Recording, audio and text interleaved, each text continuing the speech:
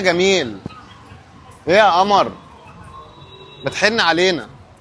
طب كلمة، طب نظرة يا ولا. ماشي يا عم، اتقل براحتك. تليفونك. انت حد مش محترم خالص، انت قليل الادب. عشان خاطري بقى. انت ايه التقل ده؟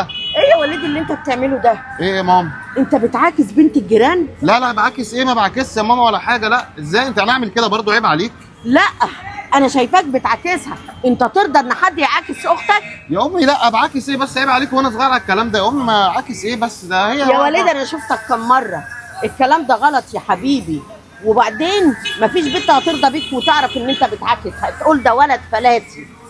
يا عامل ايه؟ طب يا ماما ما هي اللي واقفه قاعده طول الليل واقفه في البلكونه. طيب اعمل واقفه ايه؟ في البلكونه، واقفه في بلكتهم عندنا. لا، اللي انت بتعمله ده غلط. تعال ادخل جوه يا يلا. ست 24 ساعه اقف في البلكونه، بس يا جت عليا ولد، انا يعني؟ بس يا واد بس يا واد ما تتكلمش على بنات الناس. انت ترضى ان حد يتكلم على اختك؟ يا ستي لا، هو حد يقدر يتكلم على اختي؟ انا اختي بتقف في البلكونه برضو يا امي. ايه في البلكونه تجري؟ ايوه.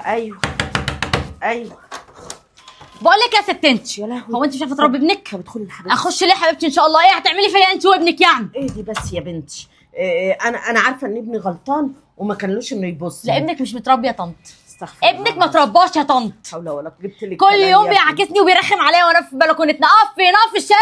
ابني. بيحبك. حبه بورس. ايه القرف ده؟ هي ناقصاه؟ طب ليه ما يجي يتقدم لك ويتجوزك؟ لا يا حبيبتي، اللي عايز يتقدم لحد بيبقى بني ادم محترم، مش بيقف يعاكس في البلكونات. ولا انت ما تربيش على كده انت كمان يا طنط؟ لا يا بنتي، عيب الكلام ده. انا مربيه يا ابني. غلط، بس عرفته غلط وقلت له اللي انت عملته ده غلط. قال لي خلاص يا ماما انا ما عدتش هعمل كده، اصل انا معجب بيها. معجب بيها؟ وانا مش معجبه بحد. ابنك اصلا ما يتبصلوش. عن اذنك يا طنط، بقول لك ايه، يا تربي ابنك يا تعزله من هنا. عارفه ليه؟ لان انا هبلغ عنه. طب ليه الكلام ده كده يا وليد؟ وصلتيني لكده البت. عملت لي موضوع اهو. اللي انت عملته كده غلط. يرضيكوا الكلام ده؟ يرضيكوا ان الولد يعاكس البنت في البلكونه؟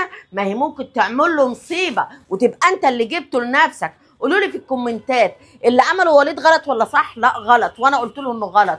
وتصرف البنت ورد فعلها غلط ولا صح؟ ادخلي يا بيت. اكيد غلط يعني.